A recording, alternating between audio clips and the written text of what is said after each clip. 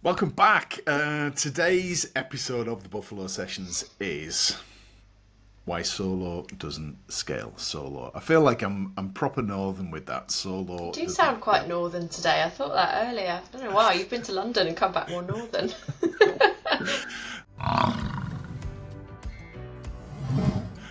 So we were just chatting about this, Gillian. None of us start a business thinking I need to build a team, do we? No. No, we tend to think I'm fed up working for the man. I'm going to go freelance. Yeah, I can do it better. I want more flexibility, Yeah. uh, and I just want clients. That's all I want. I don't want anything else. I just want Yeah. clients. Yeah. Yeah. Just want some nice clients, pay the bills, job done. Yeah. I remember when I first started my business, self-employed, back in 2013. It took me 4 months to find a client, my first client. Wow. That was. Yeah. I was at the feeling not as confident as I was after 4 months that I was in the I, first week. I think I see that a lot though. I've seen comments in memberships and things that I'm in where, oh, I've gone freelance and I haven't had any work. And then they say, like, for 2 or 3 months I've been at this. And I'm like, wow, that's not that long. Yeah. Yeah. So yeah, so not all we want when we start a business is pretty much to replace the income that we had with a job to begin with. No one's thinking about Yeah. building a team, though, are they? No, no, And over the definitely not. years, I've seen a lot of people that get involved in marketing, networking, get clients, and then they just disappear. I'm really Yes. busy. I'm really busy. I'm off. Yeah. See you later. Yeah. So what do you think we should talk about today? Okay, we're going to talk about why solo doesn't scale. Okay. So, first question to you, Jamie, is what does that even mean? So when we first start a business, I think most people go through. I just want clients, and we're doing it on a budget. No matter what people say, when we go from a job where we're spending someone else's money and the company money to spending your own money, what you really want is clients, and to do it for as little money as possible. So we try and do everything ourselves. And I remember, I mean, it's probably easier now, but when I first started, it took me 3 days to work out how to get my emails to work on my laptop. Like, I had nobody to ask. I'd gone from having an IT team, and I was Mm, like, well, I'm not going to ask for help. I'm just going to yeah. waste 3 days with YouTube and Google trying to work out how to make this happen. And I think that's one of the mistakes that people make. I can do Mm, everything by myself. All the information is there, and I can build a rocket to the moon. I can build a computer. I can learn how to be an expert marketer. But all I really want is yeah. clients. Yeah. Just because you can doesn't mean you should. Yes. Yeah. I mean, well, we've got ChatGPT and AI now, so we can do everything, can't we? Yeah. And we don't value time, do we? We kind of go, oh no, I don't want to spend money on that. But like you just, I'll spend 3 days on it. And we don't place enough value on our time. Yeah. And whether it's good enough or not good enough, or could it be so much better if somebody else did it? Yes. Yeah. So what do you think people don't admit about going alone? There's a lot of people going it alone. Yeah, I'm fine, I can do it all. What do you think's like the biggest thing that they're just not admitting to? Where they would like help, I think, is the thing. So, not, I think entrepreneurs, business owners are doers, and we've got to put on this brave face, whether it's to ourselves, to our family, to the people that follow us on social media, that I'm doing okay. I can't admit any weakness, and Yeah. we're reluctant. I've been there, right? I've been reluctant to ask for help. I can do this. I can do this. I just need to work harder for longer. But when you do confide in some people, the right people, it it just gets a lot easier, and it's surprising. I think the transition probably from employed to self-employed, in the employed world, when we have a job, there's a lot of CMA, cover my ass, And we don't want to admit that we don't know stuff or ask for help because it's a sign of weakness. And Yes. I think in the modern world, the perceived weaker people are usually the ones that get made redundant, and redundancies are rife now, aren't they? Yeah. Yeah, I think that's a really good point, actually. People that have come from that corporate background. I've always been self-employed, so. Yeah. But yeah, I can see, that fear of being made redundant. And then you being come into weakening. this world of networking and building a network and getting to know other people. Oh my God, and everyone's surprised at how helpful and friendly and supportive people are. Yes. Yeah, we were literally just saying one of the biggest comments we get in Circle Networks, we go, everyone's so genuine and helpful. And I'm like, well, yeah. But it's a We're quite true. surprise. Yeah. Yeah. And I think we just take it for granted that we're in this bubble surrounded by nice people who are very supportive. Yes. And not everybody has that. So, No. so I think the solo element, yes, we want to keep our costs down. And I think that's largely why people stay solo. I can do it myself. Wix or WordPress or whatever website company says it's dead easy. Just in a few clicks, you can build your own website. They're usually more complicated than that. So the self-serve option works, doesn't it? We're all Canva users. We all run our own business. We all think that we're graphic designers now. Yeah. I can do a reasonable job. But there's a difference between me doing it and an expert doing it. Yeah. In two ways. One, they usually do a better job than me. That's the obvious one, but they do it quicker. Quicker for you anyway, not necessarily quicker for them, but it's quicker for you because you're So I don't mean that they rush it. I just mean if, I don't know, designing a brochure might take me 20 hours to do it, whereas an expert could do it in 3. Yeah. So because they know what they're doing. They know what works and what doesn't. Not sat there going, does this look rubbish or does it look good? So that's one part of it. We try to keep costs down by doing everything ourselves. But while we're doing that, and there's a lot of people talk about $10, $100, $1,000 tasks. So whilst we're doing something that somebody else could do cheaper or quicker than us, we're missing out on doing the stuff that we're very good at.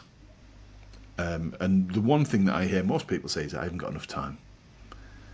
And that's why building a team is so important.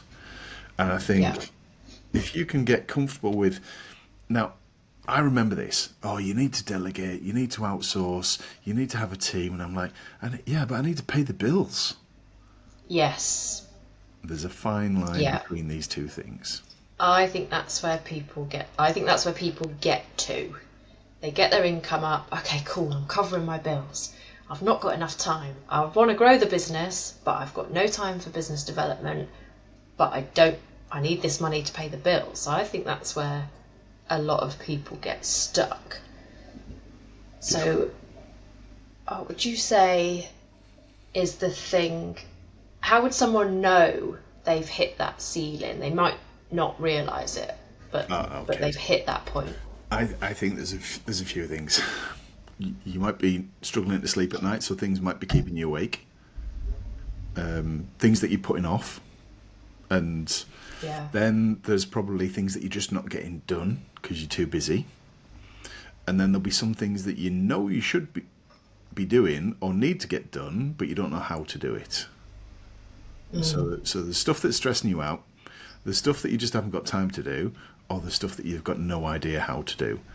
And I think between those 3 things is probably where you could start getting some help from somebody. And it might be, and we were talking about this before we started, when I first had the idea for Circle Networks, I saw that it supported people on their entrepreneurial journey.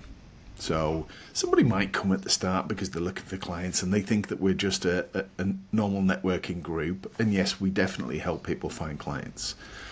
But once you start finding the clients, there's another need to serve there in scaling your business. And I thought I was reasonable at writing stuff until I met you, and now you've helped me see the error of my ways. Then it's much easier for me to give you a brief. Can you just say that again, Dave? What did you say? The error of your ways? Sorry, you missed that opportunity. So I've seen that it's easy because we've built a good relationship, and you know me and my business. I can give you a brief quite quickly, and you can write something, and it's a damn sight better than I can do, and I move on to the next thing. Yeah. If you're listening to this, I mean, as business owners, we're not short of new ideas, are we? Yeah. It's time to do this stuff. If only I had more time. And the way to have more time is to find more people that are good at what they do, and you pay them to do that thing. But there are some people that, if we go back to our events, they're like mini masterminds, because we use small breakout rooms with 3 or 4 people in a room, and it's an opportunity to ask questions. Yeah. I've seen some great stuff come out of breakout rooms, great ideas, light bulb moments. And I think it's very isolating running a business on your own, more so now than ever when we're all doing it from home, I think. Even, a lot of employees work from home now, and social isolation, I think, is part of it. Yeah. Yeah, it's massive, isn't it? What's interesting in Circle Networks is, so I was at an event, at another person's event last week, and I said, the way that we introduce ourselves is, tell us a bit about you outside of work. And I said, I'll go first. I'm a dad. I've got 3 kids. They're 13, 19, 21. The eldest just finished uni, and he's starting off in the jobs world. I've got a dog. I like barbecues. I like gin. And I feel like I know you already. I feel like I know you. You seem like a really nice person. You're like, so instantly, if I'd have just done name, job title, business. Yeah, you're just another Joe Blogs, aren't you, really? Yeah. So I think within Circle Networks, we're good at helping people become human. Yes. It's people first is our strategy, and that's what you said. Oh, there's just some really nice people, because I think sometimes we wake up in the morning and, I've got my branded Circle Networks top, and I'm in Circle Networks mode, and I talk work. Before this, we just had 30 minutes just catching up, didn't we? Yeah. And I think people skip that part, and there's... So social isolation is one part of it. Doing everything on your own can feel hard. Nobody to brainstorm with. Nobody to ask questions. You don't have the opportunity to learn vicariously. I love using that word. Yes. Learning through other people's mistakes. Yeah. What shouldn't I do? Yes. What great! Yeah. How much time could we save? What do you wish that you'd done sooner? Is a question that I like to ask people. What do you wish that you'd started doing sooner, and what do you wish that you'd stopped doing sooner? Yeah. Those are great questions to ask people, and we've got an environment that people can ask those questions in, whether that is in one-on-one conversations like this, whether it's over a coffee or in a bigger group setting. Yeah. So to me, that's the opportunity. Ultimately, though, if we just work on our own, more often than not, we get into a time for money scenario where I've got 40 hours in a week. Nobody explains that you can't invoice all 40 hours because you've got to run your business in part of that. So realistically, billable hours. Realistically, you've probably got 20 billable hours in a week. And then if you take a week off or 2 weeks off, you don't invoice for that usually. Mm-hmm. And then it's not just that, it's the run up to your holiday. So you start prepping for holiday and getting stuff ready. And then we never come back fully motivated on day one. So there's usually half a week either side of a holiday that definitely prepping or winding back up again. So holidays can have a massive impact, and yet one of the things that we want when we start a business is more freedom to travel and take time off. Yeah, and we end up with the opposite. Definitely. So if you've got people that can help you with things, And automations. Automations is a big part of it. We can automate a lot of things now that we free ourselves up to do what we're really good at. And perhaps what we should be thinking about is, how do I get more flexibility in my business and get some of the time back? When we think about when you started your business, did you think, do you know what, I want to grow this to the point that I'm doing 40, 50-hour weeks? No. No. Do you know what I wish I had set out with? Is I don't want to work more than 10 hours a week. Like from the start, I wish I'd said that and gone, okay, how do I make that happen? But I did what everyone does, I need some money, I need some clients. And I just worked. Yeah. Loads. And then now you're trying to do it in retrospect. So if anyone's listening to this starting out, I think my top tip would be, in an ideal world, how many hours do you want to work? And just always have that in mind. Yeah. And figuring out how you can make that a reality from the start. And try to build something where you're making money without you doing all the work. Yeah. Yeah. I heard something really interesting last week. And it was, people fall into the trap. So they do this, they get the job, they're doing the work, they're working all the hours, they're overwhelmed now. Oh, I need to leverage my time. I'll launch a course. I'll launch a membership. It's everybody's go-to at the minute, and it seems to be most business coaches' best advice. But what they don't realise is quite how much work is involved in that, and the size of the audience that you need to make that a viable option. Yes, it works for some people, and they're the ones selling the blueprints. But actually, outsourcing and having a team and scaling that way is much, much more viable. And I think a lot of people fall into that trap of thinking it's easier to launch a course or a membership. It's actually not. I don't think there is any magic solution for any of our businesses.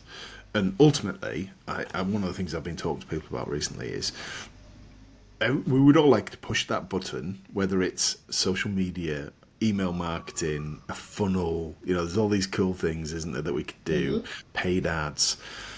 Ultimately, it all comes back to, we'll do all that marketing activity to end up in a conversation with somebody. Yeah. We don't do one-to-many stuff. I've yet to meet somebody really that can send an email out that then the till rings. Usually there's a step in between. And I think I published something at the weekend which was kind of 7 steps for people to go from lead through to client. And I think most people, I talk about we're in the world of business dating. Most people in their personal lives don't go on one date and then get married. There's a number of steps in between. And the business equivalent of that is, going networking and expecting to get a client from that event. But there's not. It's going networking and then perhaps having a lead magnet, and then I give you my lead magnet to give to somebody else, and then they come into my world, and then I nurture them a little bit. Then I have a meeting with them once I've qualified them, and then they know, like, and trust me by that point, and then they go, oh, do you know what? I'd love to work with you. I think you can fix my problem. Yeah. But they've gone, I want a lead, and I'm going to turn them into a client. Yeah. And I think only by being around other people can you learn what they're doing, learn what you're doing, learn what not to do, find some people that, all right, do you know, I can pay you that much for an hour a week and you can take that task off my hands. And then you have a number of people like that. And then you go, this is great. The stuff that used to keep me awake at night, the stuff that I used to procrastinate over, that I don't even know how to do, somebody else just takes care of that for me now. Yeah. So I think we both outsourced to the first time to the same kind of person. It was a bookkeeper. Yours was a bookkeeper, wasn't it? Yeah. And mine was, because it was like, that is that task. I don't want to learn QuickBooks. I don't understand it all. And I just want it done properly. And I only pay her like £50 a month because my business is quite small. So, I might have sat on that and thought, it's going to cost a fortune. No, it doesn't. It's the best £50 a month I spend. It's the stuff that we go, it's a bit like, at one point I used to take any client and my phone would ring and I'd be like, I don't want to answer that. I don't have that anymore. But there are tasks that are like that as well, that Yes. sometimes we just need to, I don't want to do that. I'll do that tomorrow because I'm busy on ChatGPT building my business, or on social media, and I've been engaging with people on LinkedIn all day, or whatever that might be. So if I bring this back a little bit, it's easy to feel like we have to do everything ourselves. We're running a business, and we need to treat it like a business. When we had a job, we didn't do everything in that business. We had a very specific thing that we did. And then there was a team of people that did all the other stuff. So there might have been a receptionist. There might have been someone that did the accounts. Somebody else was responsible for marketing. We did whatever it was that we were good. Then there was other people with other specialities. And the beauty of the world that we live in now is you can find people who are very good at what they do that you like. So I think that you gotta like these people, Definitely. and then pay them to do something better and quicker than you would do it. That frees you up to do what you love to do and earn more money. And in a dream scenario, you even have some people that are doing it when you're off, so that you're still making money. Yeah, exactly. Or you don't come back to that massive overwhelm and that huge inbox and all these things that need replying to and things like that. But it's not easy. It's not easy. So I don't want anyone to feel like, oh, you just outsource everything and life's a breeze. That you need to have a process in place for how you onboard people. You need to treat them as the expert. So if I'm outsourcing, if I need help with my copy, I'm going to come to you and say, right, help me with my copy plan. I'm not going to tell you what to do because you know how to write copy and I don't. Oh, you'd be surprised how many people do. Really? Actually, can this say that? Yeah. Actually, can this say this and can that say that? And I'm like, We go to so I remember speaking to somebody once, and they were procrastinating over signing up for coaching with me, and I said, "This is exactly." And she was a coach in a different speciality, and I said, "This is exactly what your clients feel like when they come to you. You can't tell other people to work with a coach unless you're prepared to work with a coach." And once we get over that, because we are usually the person that somebody's outsourcing something to or buying something from. So we've got to be prepared to do that for our own business if we expect other people to do that with us. yeah. You've got to walk the walk. Yeah, it's that letting go, isn't it? I think a lot of people have this like, nobody can do it as well as me. No, but Gillian, nobody can do it as well as me. No one can do it as well as me either, Jamie, but it's Joe Public. Yeah, Most people feel like that though, don't they? So there's an element of just, like you said, sourcing the right person, making sure they're the right person, and then letting it go. Yeah, and I've seen what's interesting now as we're approaching 5 years of Circle Networks. I've seen people come in because they're looking for clients. We can help them with that as long as they're good at what they do. We can help them with that. But then starting to build a team of people so that they can scale their income. And scale is a funny word, isn't it? Because people hear different things.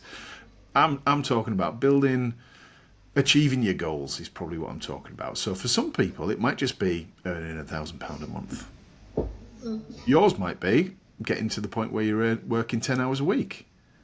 So if you can get somebody else doing the other 30, 40, 60, 80 hours between different people so that you only work 10 hours a week, there is nothing wrong with that. There's a sense of guilt, though, from people. This doesn't feel right. Yeah, we think we're supposed to work 40, 50. It's like a badge of honour, isn't it? I've done 80 hours this week. Cool. Who for? Yeah. So if you do nothing else after listening to this, just have a page in your notebook or a notes on your phone or something, and start as you start doing stuff over the next month, think about the stuff that you'd rather not do and just make a list of that stuff. So that's one thing. What would we not like to do? And then if obviously I'm biased, Circle Networks is an amazing place. Start asking other people, because I don't think people go around going, oh my God, I'm brilliant at delegating and outsourcing. They don't. They don't. They just secretly it happens, and it's the same with coaching as well. People don't go around broadcasting that they've got a coach. From the outside looking in, though, they just look like they're really good and they've got it all together. Yeah. So Yeah. think about all the stuff that you don't like doing, and then ask other people, who do you use to help you with these things, and get some recommendations. And then you have a conversation with somebody and you find out what you would need to budget for that thing. So if it was copywriting, and I might go, so Gillian, here's what I'm wanting to achieve. What's it like? What's the investment going to be for that? And you go, it's £10 million a month. And I go, okay, let me just win my next client. And then I go, right, so my next client that I win is going to pay for that thing.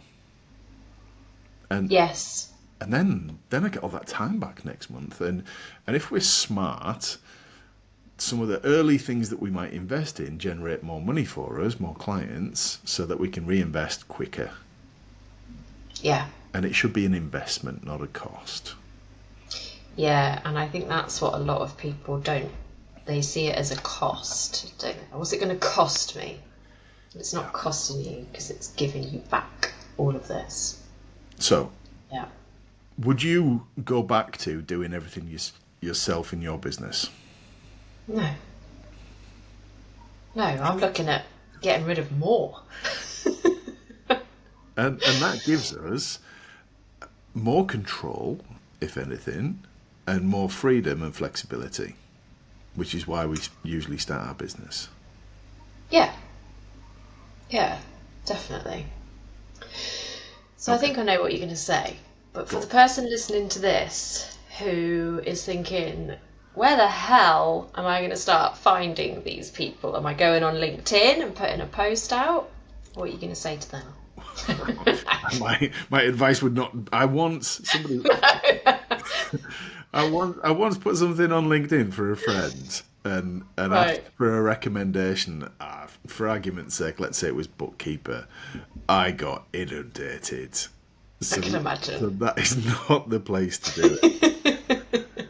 And I'm not a fan of Googling. I like personal recommendations for things. So I've got some people that I trust. And one of the things that I do sometimes, so Frank Stebbin did our rebrand for Circle Networks a few years ago. And he didn't know that I was sounding him out at networking events. No? So I go along, I'd ask questions. Oh, right, that's interesting that you do that. What would you do? And I'm like checking him out. What sort of testimonials have you got? So you can get to know people at our events. And then at some point you go, right, I'd like to push the button on that. So I met him in February and I told him in August that I was ready to go ahead. And he didn't know. He had no idea. I really like that because there's a fear, isn't there, that if you inquire with someone, if you start asking those questions, you're going to get bombarded. Now you feel beholden to them. They're going to keep asking you. And I think that stops a lot of people from making contact and asking the questions because they don't want you to then be like, oh, you're going to be my client. Are you ready? Are you ready? Or they don't want to get into a situation. If I perceive you as being expensive, I'm not going to ask you about your services for you to then tell me that it's £1,000 and I haven't got £1,000 and then I'm going to have to say no. And so one of the things that I encourage people to do is just explain how they charge. It's very rare that you hear people say this when they're in conversation, but for example, Circle Networks membership is £60 a month. There's no tie-in. Everybody knows that. Our big conference in September, it's £197. You can even spread that over 4 payments. So, and it's on the website. So if somebody wanted to, they could find that quite easily. I think sometimes there's a lot of smoke and mirrors around and teeth sucking. 100%, yeah. And then finger in the air. Yeah. And that's what people think you're doing. They're like, well, why can't you give me an idea? Like, I can give you a from price. Here's, a 5-page website is $12.50. I can give ballpark figures. It might go up or down, but here's a rough idea. You can always give some indication. So, top advice. I mean, I'm biased. Come and try Circle Networks. If you're not in Circle Networks, come and try it. We are not specifically for networking. We're We're a business community to help people grow their business. Grow and run, I would say, because it might not be that you want to grow. It might be that it's big enough. You just want either to be around some nice people, or you want to start finding some people to offload some tasks to where they can do it better. So come and try it. It's a 2-week free trial. Why would you not do that? Write a list out of the stuff that you don't really want to do anymore, or that you know that somebody could do better. And I think there's 2 things in there. I really enjoy doing this, but everyone tells me it's rubbish. Yeah. Or is it a good use of your time even? Yeah. And break them down into categories. What's the low value stuff that somebody else could just do to free you up that takes you a long time to do? So you could do either take that time off, or have better invested so that you could perhaps do more client work or win more clients or whatever it might be. So write a list out of the stuff that you don't want to do, and then start asking other people, who do you use to do these things? You look like you've got it all together. So who helps you with that stuff, or who would you recommend? I think that is a big step. Yeah. Okay, next week, in the next episode, we're going to be talking about, are you alienating 97% of people? Love this topic. So it's what most people do with their copy and content. Yeah. So thank you very much, Gillian. Really enjoyed this. Cool. Thank you. All right. If you don't subscribe, hit the subscribe button and share it with some other people so that they can learn how to grow their business, scale their business without doing it all themselves. Thanks, everyone.